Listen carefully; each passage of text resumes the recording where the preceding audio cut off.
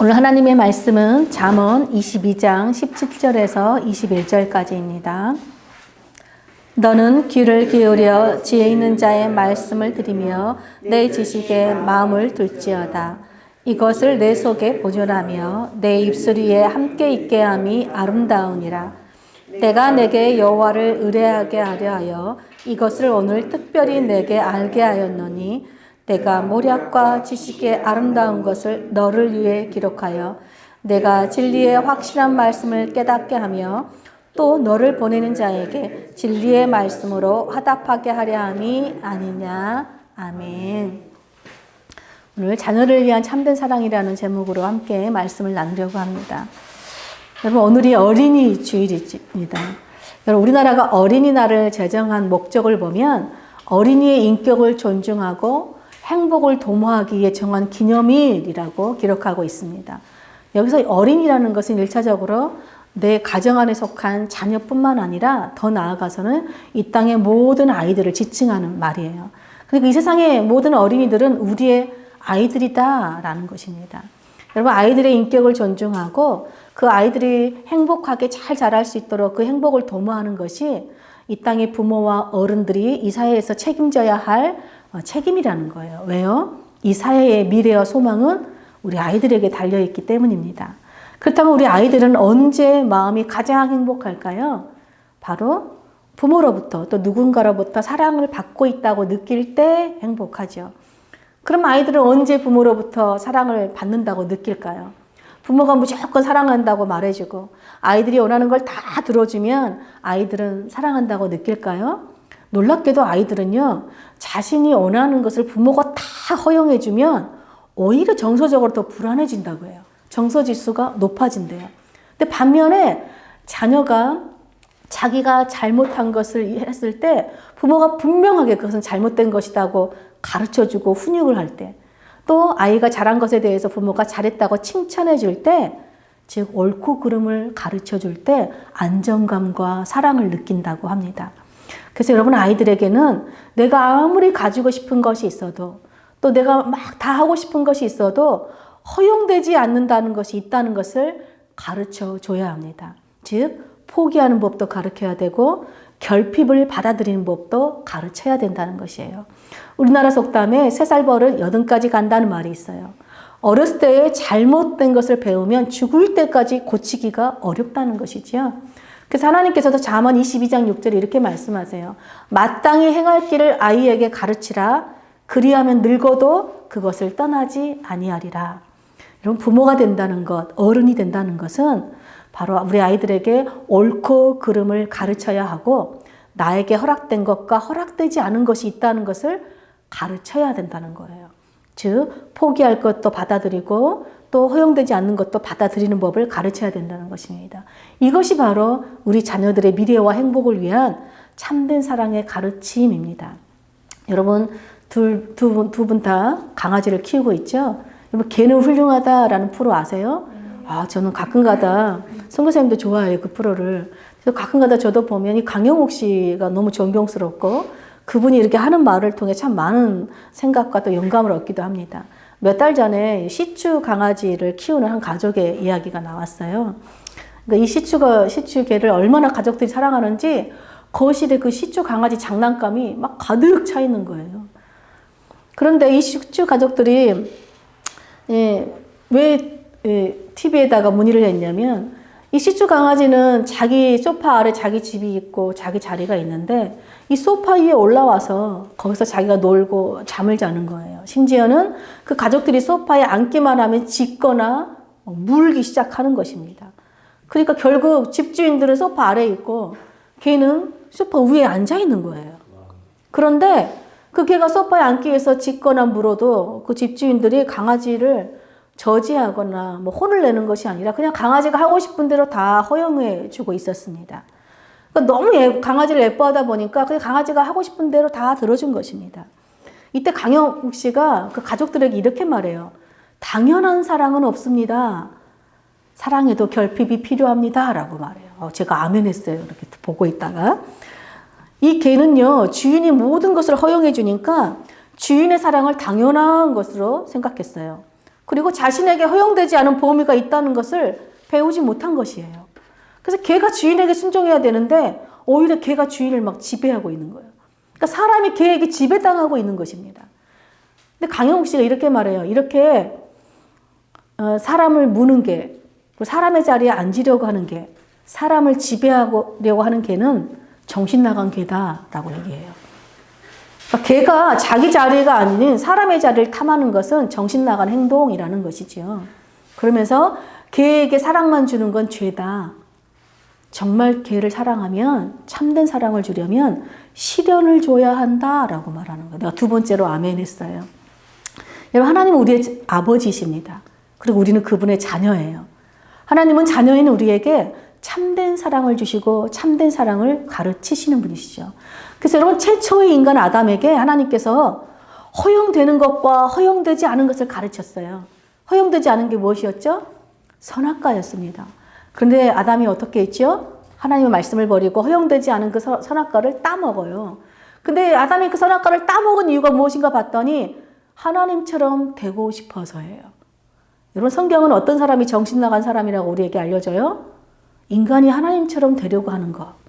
하나님이 우리의 주인인데 내가 주인처럼 살려고 하는 것이 바로 정신 나간 행동이라는 것입니다. 여러분, 우리가 2주 동안 사무엘상을 통독했고 이번 주 사무엘하를 통독하죠. 여러분, 사울이 언제부터 정신이 이상해지기 시작합니까? 자신을 왕으로 세우신 하나님의 말씀을 버리고 자신이 왕이 되어 살기 시작할 때, 교만하기 시작할 때부터 정신 이상이 나타나기 시작해요. 여러분, 하나님의 말씀을 버리고 산다는 것은요, 하나님을 의지하지 않고 산다는 거예요. 여러분, 하나님을 의지하지 않고 산다는 것은요, 살아도 온정신, 제정신으로 사는 것이 아니라는 것입니다. 근데 그런 사울이 언제 제정신이 돌아옵니까? 바로 하나님을 의지하고 하나님과 함께하는 다윗이 곁에 있을 때 사울이 제정신이 돌아와요. 그렇다면 하나님을 의지하고 하나님과 함께하는 다윗을 평생 곁에 두는 것이 사울에게는 복이겠지요. 그런데 사울이 어떻게 합니까? 다윗을 미워하다 못해 쫓아내죠. 그런데 그것도 부족해서 평생 다윗을 죽이기에 몰두하다가 그 누구도 통제할 수 없고 제어할 수 없는 미치광이가 되어버리죠. 여러분, 죄는요, 우리로 하여금 정신 나간 행동을 하고 정신 나간 사람으로 살게 하는 악한 질병이라는 것입니다. 이 악한 질병에 걸리는 사람은 그 누구도 행복할 수가 없지요. 그래서 하나님은 우리에게 어떤 고난이나 시련 이런 걸 다 막아주는 분이 아니에요. 우리가 원하는 걸 다 들어주시는 분이 아니에요. 오히려 고난과 시련과 결핍을 통해서 우리가 범죄하지 않도록 막아주시는 분이세요. 즉, 고난도 결핍도 우리를 향한 하나님의 참된 사랑의 가르침의 방법이라는 것입니다. 마찬가지로 이 악한 세상에서 우리의 아이들을 여러분 지키기 위해서는요, 하나님의 말씀과 지혜로 이 참된 사랑을 가르쳐야 돼요. 그런 의미에서 하나님의 훈계와 지혜의 말씀으로 가득한 이 잠언서는 우리 자녀들에게, 아이들에게 부지런히 가르쳐야 할 의와 생명의 말씀이자 하나님의 자녀들인 우리들이 부지런히 마음에 새기고 간직해야 할 사랑의 말씀인 것입니다. 여러분, 하나님은 말씀으로 우리들을 가르치시고 그 참된 사랑으로 우리를 훈육하시는 분이세요. 그래서 오늘 본문의 시작도 보면 지혜와 훈계의 말씀을 가르치는 것으로 시작해요. 우리 17절과 18절 한번 읽어보겠습니다. 너는 귀를 기울여 지혜 있는 자의 말씀을 들으며 내 지식에 마음을 둘지어다. 이것을 내 속에 보존하며 내 입술 위에 함께 있게 함이 아름다우니라. 여러분, 귀를 기울이라 하는 말은요, 무슨 말이에요? 지금부터 내가 하는 말은, 너에게 들려주는 이 말은 네 인생에서 매우 중요한 말이니까 하나도 놓치지 말고 집중해서 들으라 하는 의미예요. 또 이것을 네 속에 보존하라 하는 말은 무슨 말이냐면요, 우리가 음식물을 섭취하면 그 음식물이 마치 내 신체의 일부가 되듯이 이 말씀이 우리 영혼의 일부가 되게 하라는 것. 즉, 말씀을 떠나지 말고 말씀의 통치를 받는 삶을 살라는 것입니다. 여러분, 우리가 말씀을 마음에 새기고 말씀을 떠나지 않으려면 어떻게 해야 될까요? 한번 설교 들은 걸 여러분 말씀이 계속 기억나나요? 우리는 잘 기억하지 못할 때가 많아요. 그렇기 때문에 우리가 그 말씀을 계속 묵상하고 되새김질을 해야 돼요. 그리고 그 말씀대로 살아내야지 우리 말씀에 깊이 새겨져요. 그래서 여러분, 그래야지 우리가 말씀의 통치를 받고 살게 돼요. 그런데 하나님께서 우리가 이렇게 하나님의 말씀을 새기고 말씀의 통치를 받고 살 때 어떤 놀라운 역사가 일어난대요. 그 역사가 뭔가 봤더니 마음에 새긴 말씀이 우리 입술 위에 함께 있는 역사가 일어난대요. 무슨 말이냐면요. 마음의 말씀이 새겨진 사람은 그 말씀이 때에 맞게 입을 통해서 표현된다는 거예요. 이것이 하나님의 통치를 받은 자녀들의 아름다운 삶이라고 말해요. 여러분, 아름답다는 말은요, 기분 좋게 하다, 행복하게 하다, 기쁘게 하다는 뜻이에요. 하나님의 말씀이, 새겨진 말씀이 우리 입술을 통해서 표현되는 것이 여러분, 다른 사람을 행복하게 하고 나도 행복하게 한다는 거예요. 잠언 15장 23절에 보면 이렇게 돼 있어요. 사람은 그 입의 대답으로 말미암아 기쁨을 얻나니 때에 맞는 말이 얼마나 아름다운고. 여러분, 하나님의 말씀이 우리 마음에 간직되어 있다가 우리 입술을 통해 누군가에게 꼭 필요한 때에 꼭 필요한 말로 표현될 때 그 말을 듣는 자도 기쁘고 행복할 뿐만 아니라 그 말을 전하는 자도 기쁘고 행복하다는 거예요. 우리가 이렇게 하나님 말씀의 통치를 받아서 남을 행복하게 하고 나도 행복하게 하면 누가 가장 기뻐하고 즐거워하실까요? 바로 우리 아버지 하나님이세요. 잠언 23장 15절 16절도 우리 함께 보겠습니다. 내 아들아, 만일 내 마음이 지혜로우면 나 곧 내가 마음이 즐겁겠고 만일 내 입술이 정직을 말하면 내 속이 유쾌하리라. 여러분, 하나님의 자녀들이 우리 마음이 하나님의 말씀에 새겨져 있으면, 즉 그 말씀으로 지혜로우면 하나님 마음이 즐겁대요. 또 우리 입술에서 옳은 진리의 말씀이 나가면, 정직한 말씀이 나가면 하나님의 마음도 흡족하대요. 그러니까 우리 하나님의 자녀들이 우리가 하나님의 말씀을 잘 새기고 잘 들어서 말씀의 통치를 순종하고 살 뿐만 아니라 그 말씀으로 누군가에게 전해주는, 통치하는 삶을 사는 것이요, 바로 하나님의 자녀들의 행복한 삶, 하나님의 참된 사랑의 가르침이라는 것이에요. 마찬가지죠. 우리 아이들의 마음이 지혜로우면 부모의 마음이 즐겁겠죠. 또 우리 아이들의 입에서 욕이나 나쁜 말이 나오는 게 아니라 정직하고 올바른 말이 나가면 부모의 마음도 흡족할 것입니다.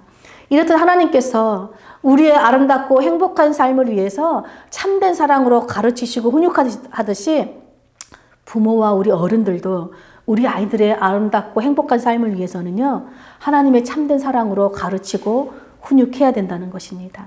여러분, 그러기 위해서는 부모가 먼저 하나님의 말씀의 통치를 받는 본을 보여야 돼요. 아이들은 보고 들은 것을 따라하고 학습하면서 배우기 때문입니다. 그런데 하나님께서 우리들에게, 하나님의 자녀인 우리에게 지혜와 훈계의 말씀으로 참된 사랑을 가르치시는 진짜 이유가 있다고 말씀해요. 우리 19절 보겠습니다. 내가 내게 여호와를 의뢰하게 하려 하여 이것을 오늘 특별히 내게 알게 하노니. 여러분, 하나님께서 우리들에게 내 말을 기울이고 내 말을 너희들 마음에 새겨서 하나님의 통치를 받고 살라라고 가르치시는 진짜 이유가 무엇이래요? 바로 하나님을 의뢰하는 사람으로 살게 하기 위해서라는 거예요. 여러분, 인간은 하나님을 의지하도록 지음받았어요. 의지하며 살도록 지음받았어요. 이게 인간의 본분이에요. 이거 겸손히 하나님을 의지하고 사는 것이 인간의 행복이라는 것입니다. 그래서 여러분, 하나님의 말씀을 듣는다는 것은 겸손하지 않으면 들을 수 없고 겸손하지 않으면 마음에 새기지 않는다는 것입니다. 하나님은 하나님을 의지하는 삶을 살게 하기 위해서 뭐라고 말씀하세요? 특별히 내가 너에게 이 말씀을 알려준대요. 20절에도 보니까 내가 모략과 지식의 아름다운 것을 너를 위해 기록하였다 이래요. 여러분, 성경은 하나님께서 우리 모든 하나님의 자녀들에게 주시는 사랑의 편지예요. 그런데 이 설교 시간에 우리가 하나님의 말씀을 함께 듣고 있잖아요. 그런데 어떻게 받아들여야 되냐면 특별히 나에게 주시는 말씀이다 라고 받아들여야 된다는 거예요. 지금 나에게 꼭 새겨야 될 말씀을 하나님께서 나에게 말씀하신다라고 받아들여야 된다는 거예요. 성경을 읽을 때도 특별히 나를 위해서 하나님이 모략과 지식의 말씀을 주신다라고 받아들여야 된다는 것입니다. 이것이 바로 겸손히 하나님의 그 가르침을 받아들이는 자세예요. 그런데 우리가 겸손하게 하나님의 말씀을 이렇게 받아들여야 되는 이유가 무엇일까요? 21절입니다. 내가 진리의 확실한 말씀을 깨닫게 하며 또 너를 보내는 자에게 진리의 말씀으로 회답하게 하려 함이 아니냐. 여러분, 나에게 주신 말씀으로 받아야 되는 이유가 무엇이냐? 바로 무엇이 진리인지 확실하게 깨달을 뿐 아니라 누가 나에게 진리를 물으면 그 진리를 올바르게 알려줄 수 있기 때문이라고 말해요. 여러분, 내가 진리의 말씀을 확실하게 깨닫고 있는 것, 그리고 내가 깨달은 진리의 말씀을 누구에게 올바르게 대답해 줄 수 있는 것, 이것이 바로 하나님 보시기에 아름다운 자녀들의 행복한 삶이라는 것입니다. 여러분, 하나님을 이렇게 하나님의 참된 사랑의 말씀을 듣는 자나 전하는 자 모두 즐겁고 행복한 일이래요. 그리고 더 나아가 하나님을 기쁘시게 하는 일이라는 것이에요. 그러니까 여러분, 예배 시간에 우리가 하나님의 말씀을 지금 듣고 전하는 것이 얼마나 복되고 아름다운 시간이에요. 여러분, 매주일마다 여러분 예배에 나올 때에 오늘은 하나님이 나에게 어떤 말씀을 들려주실까라는 마음으로 나오십니까? 여러분, 그래야 돼요. 내 남편한테는 무슨 말을 할까? 아이고, 오늘은 목사님이 설교를 제대로 하실까? 이렇게 말씀을 받는 것이 아니라 하나님이 나에게 오늘은 어떤 특별한 말씀을 주실까? 나에게 새겨야 할 말씀이 무엇일까라고 들어야 된다는 것이에요. 이 복되고 아름다운 설교 시간에 뭐 아내 생각, 집 걱정, 강아지 걱정 이런 거 하면 되겠어요? 온전히 오직 하나님의 말씀만, 나를 위해 주시는 그 하나님의 말씀에 집중하고 경청해야 될 뿐만 아니라 이 말씀을 깊이 깊이 마음에 새기시길 축복합니다. 그래야 말씀을 확실하게 깨닫게 된대요. 그래서 이 깨달은 말씀을 우리 자녀들에게 뿐만 아니라 진리를 모르는 자들에게 하나님의 참된 사랑과 진리의 말씀을 올바르게 가르치고 전하는 아름답고 행복한 하나님의 자녀들로 사는 저와 여러분 되시길 축복합니다. 여러분, 하나님은요, 말씀으로 우리가 마땅히 걸어가야 할 길을 가르치시고 훈육하시는 분이세요. 그래서 고난과 결핍을 통해서도 우리를 훈육하시고 가르치세요. 그 이유가 무엇이냐? 바로 하나님을 의지하도록 겸손히 하나님을 찾으라고 고난과 결핍을 허락하신다는 것이에요. 여러분, 하나님을 의지하고 살게 하는 것, 이것이 자녀를 위한 하나님의 참된 사랑의 가르침이기 때문입니다. 그래서 하나님은 하나님을 의지하도록 살도록 이제 내가 잘 일러줄 테니 잘 들으라고 말씀하면서 22절부터 24장 22절까지 30가지의 가르침을 우리에게 알려주세요. 우리 30가지를 다 살펴볼 수는 없지만 첫 번째와 두 번째 가르침만 오늘 우리가 살펴보려고 합니다. 첫 번째와 이 두 번째 두 가지 가르침을 나에게 주신 하나님의 말씀으로 받아서 잘 새기고 우리 자녀들과 아이들에게 참된 사랑을 가르치는 또 좋은 부모, 좋은 어른이 되시길 축복합니다. 우리 첫 번째 가르침이 무엇인지 보겠습니다. 우리 22절과 23절을 한번 보겠습니다. 약한 자를 그가 약하다고 탈취하지 말며 공고한 자를 성문에서 압제하지 말라. 대저 여호와께서 신원하여 주시고 또 그를 노력하는 자의 생명을 빼앗으리라. 여러분, 하나님께서 우리에게 주시는 하나님을 의지하라고 주시는 그 첫 번째 가르침이 뭔가 봤더니 정의와 공의의 삶을 살라는 거예요. 여러분, 하나님의 자녀들은 다른 사람의 것을 탐하거나 나에게 허락되지 않은 것을 탈취하는 불의한 삶을 살지 말라는 것입니다. 왜요? 하나님을 의지하기 때문이에요. 하나님을 신뢰하기 때문입니다. 그런데 세상은 어떻게 가르칩니까? 너는 남보다 더 많이 가져야 된다라고 가르치죠. 여러분, 더 많이 가지기 위해서는 심지어는 약한 자들의 것을 빼앗기도 해요. 힘없는 자들의 것을 빼앗는다는 거예요. 왜요? 세상은 재물을 의지하기 때문입니다. 여러분, 하나님의 자녀들인 이스라엘 백성들이 망한 두 가지가 이유가 있죠. 하나는 우상 숭배고 하나는 사회적 불의 때문이었어요. 그런데 사실 이 둘은 서로 하나로 연결돼요. 여러분, 우상 숭배를 이스라엘 백성들이 왜 했어요? 자신들이 이미 주인 게 너무 많았어요. 근데 그것에 만족하지 않고 더 많은 것을 갖고 싶어서 풍요의 신을, 더 많은 돈을 준다는 풍요의 신을 숭배한 것이죠. 여러분, 돈 때문에 하나님을 저버리는 정신 나간 행위를 하는 것이 우상 숭배예요. 그 우상 숭배의 결과가 무엇이냐? 바로 약자들의 것을 탈취하는 거예요. 억압하고 불의한 죄를 저지르는 것이에요. 그래서 여러분, 약자나 공고한 자는 어떤 자들이죠? 경제적으로, 사회적으로 도움이 필요한 사람들입니다. 세상에는 부자와 가난한 자가 있어요. 그것을 마치 강자와 약자로 구분하죠, 세상은. 근데 하나님께는요, 부자나 가난한 자나 하나님이 지으신 사람일 뿐이다 라고 성경이 말해요. 즉 무슨 말이에요? 부자나 가난한 사람이나 하나님을 의지하고 살아야 되는 사람일 뿐이다 하는 거예요. 하나님 보시기에는. 그런데 좀 가진 힘과 권력이 좀 있다고, 돈 좀 있다고 해서 가난한 사람들의 권리와 인권을 억압하는 것은 그 사람을 지으신 하나님을 멸시하는 범죄다라고 성경이 기록해요. 우리 잠언 14장 31절 보겠습니다. 가난한 사람을 학대하는 자는 그를 지으신 이를 멸시하는 자요. 궁핍한 사람을 불쌍히 여기는 자는 주를 공경하는 자니라. 여러분, 하나님은 약자들이 억울함을 호소하시면 신원해 주시는 정의와 공의의 하나님이에요. 여러분, 신원해 준다는 말은 무슨 말이냐면 하나님께서 그들을 대신해서 직접 변호해 주시고 싸우신다는 법적 용어예요. 하나님께서 그들을 위해 싸우시면 어떤 일이 일어난대요? 가난한 자들을, 요락한 자들의 생명을 빼앗는데요. 그러니까 한마디로 약자들을 무시하고 억압하는 일은 하나님을 멸시하는 일이고, 하나님을 멸시하면 하나님께서 어떡한데? 그 악인들의 생명을 단축시킨대요. 그러니까 약자들을 무시한다는 것은요, 자기 생명을 단축시키는 정신 나가는 행동이라고 하는 거예요. 그러므로 하나님은 사랑하는 자녀들이 하나님을 멸시하는 이 범죄를 막기 위해서 정신 나가는 행동을 막으시기 위해서 가장 먼저 정의와 공의의 삶을 살라. 즉 약자들을 돌보고 살라는 가르침을 첫째로 주고 계십니다. 이것이 바로 하나님의 자녀들을 위한 참된 사랑의 첫 번째 가르침이에요. 자, 두 번째 가르침은 뭘까요? 우리 24절부터 25절을 보겠습니다. 노를 품는 자와 사귀지 말며 울분한 자와 동행하지 말지니 그의 행위를 본받아 내 영혼을 올무에 빠뜨릴까 두려움이니라. 두 번째 가르침은요, 가까이 할 사람과 멀리 할 사람을 분별하라는 거예요. 어떤 사람을 멀리 하라고 말씀합니까? 노를 품는 자와 울분한 자를 멀리 하래요. 여러분, 노를 품고 있다는 것은요, 잠시 화가 나서 한번 화를 내는 게 아니에요. 항상 화가 나 있는 사람. 그 직역하면 뭐냐면 화에 지배당한 사람, 화의 주인으로 사는 거예요. 울분은 뭐냐면 누구를 막 분해서 울분을 해하고자 하는 도끼를 품고 있는 사람이에요. 여러분, 화를 늘 내는 사람들은요, 늘 누군가를 해할 수 있는 도끼를 품고 있기 때문에 이 화를 품고 있는 것과 울분은 같은 말이라고 할 수 있습니다. 근데 하나님은 왜 이렇게 화를 내는 사람들, 화를 품고 있는 사람과는 사귀지 말라고 우리에게 말씀하실까요?